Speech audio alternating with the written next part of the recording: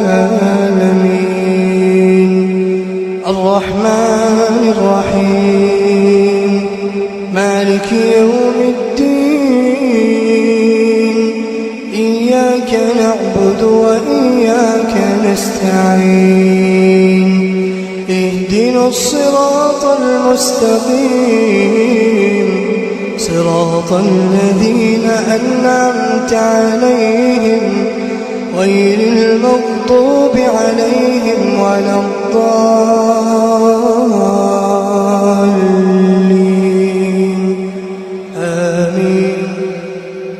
كنتم خير أمة أخرجت للناس تأمرون بالمعروف وتنهون عن المنكر وتؤمنون بالله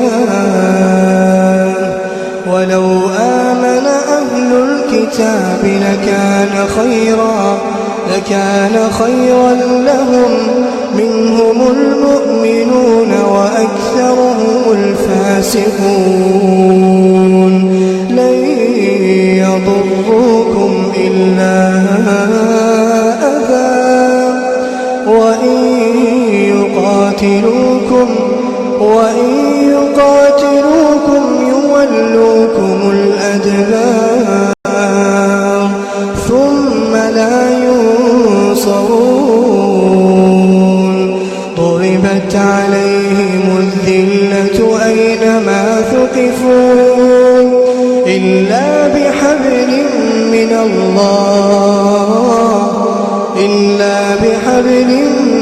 الله وحبل من الناس وباءوا بغضب من الله وضربت عليهم المسكنة ذلك بأنهم كانوا يكفرون بآيات الله ويقتلون الأنبياء بغير حق ذلك بما عصوا وكانوا يعتدون. الله من الشيطان الرجيم. الله لا إله إلا هو الحي القيوم لا تأخذه سنة ولا نوم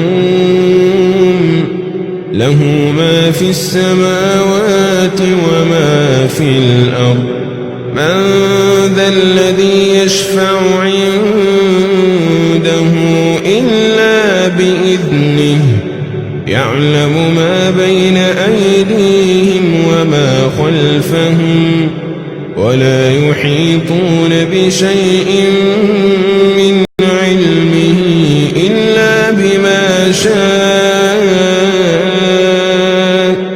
وسع كرسيه السماوات والأرض ولا يؤوده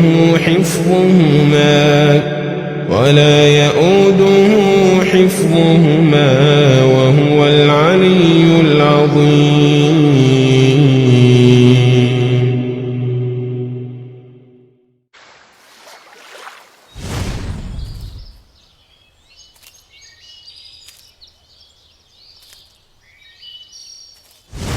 مولاي صل وسلم دائما دائما دائما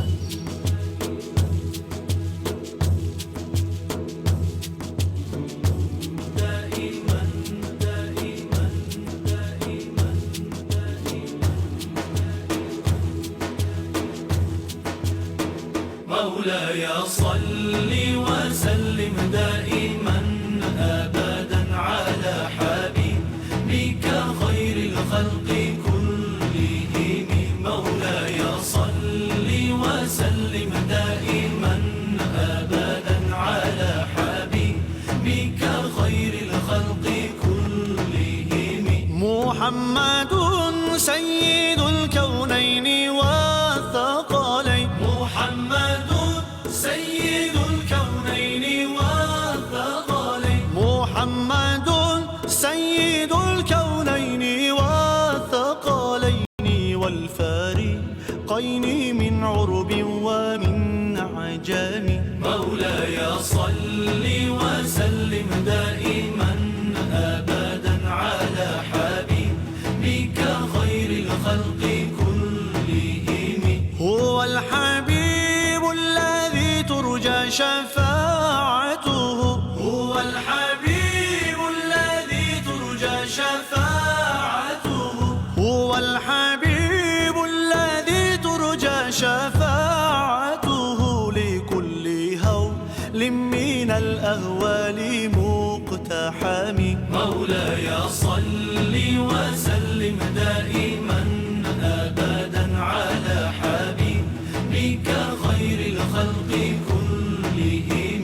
مولاي صل دائما أبدا على حبيبك خير خلق الله كلهم. مولاي صل وسلم دائما أبدا على حبيبك خير الخلق كلهم. ثم الرضا عن أبي بكر وعن عمر، ثم الرضا عن أبي بكر وعن عمر، ثم الرضا عن أبي بكر وعن عمر وعن علي وعن عثمان ذي الكرم. مولاي صل وسلم دائما أبدا على حبيبك خير الخلق كلهم. يا ربي بالمصطفى بلغ مقاصدنا، يا ربي بالمصطفى بلغ مقاصدنا، يا ربي بالمصطفى بلغ مقاصدنا. واغفر لنا ما مضى يا واسع الكرم. مولاي صل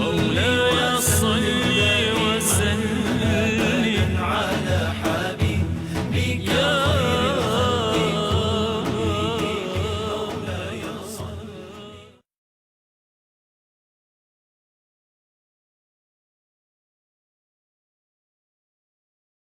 सोच, ये चीज़ें भी सोच से जुड़ी हुई थी, लेकिन यहाँ मैं कुछ चीज़ें आपसे बताना चाहूँगा कि ये हकीकत है कि बहुत से अल्लाह ताला ये कहता है कि बहुत से इंसान और जिन ऐसे हैं जिन्हें हमको जहन्नम ही के लिए पैदा किया। अब आप ये सोचिए, कुरान जिन लोगों के लिए कह रहा है कि वो जहन्नम ही के लिए पैदा होते हैं, वो कभी जन्नत में नहीं जा सकते। कौन लोग हैं ये? आँखें रखते हैं लेकिन देखते नहीं, कान रखते हैं सुनते नहीं, दिल रखते हैं मगर देखते नहीं। ये गाफिल हैं, जानवरों से भी गए गुजरे। अब सोचिए क्या कह रही है आयत।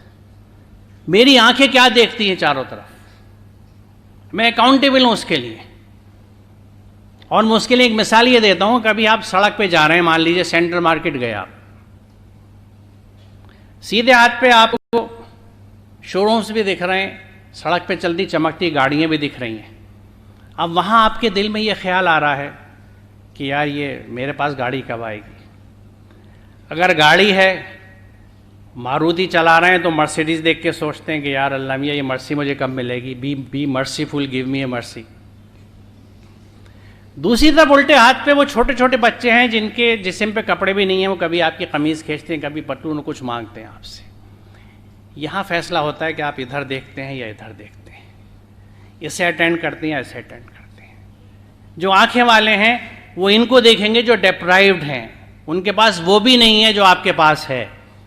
और आप ये सोच सकते हैं कि मैं आज एक ब्रांडेड शर्ट जो लेने आया हूँ, उस शर्ट की जगह मैं रेमंड के क्लॉथ शॉप से एक कमीज़ का टुकड़ा लेके दर्जी से सिलवा लूँ, और जो पैसे बचेंगे उससे इस बच्चे के लिए कुछ कपड़े का इंतजाम कर दूँ। You are the winner, you are the winner.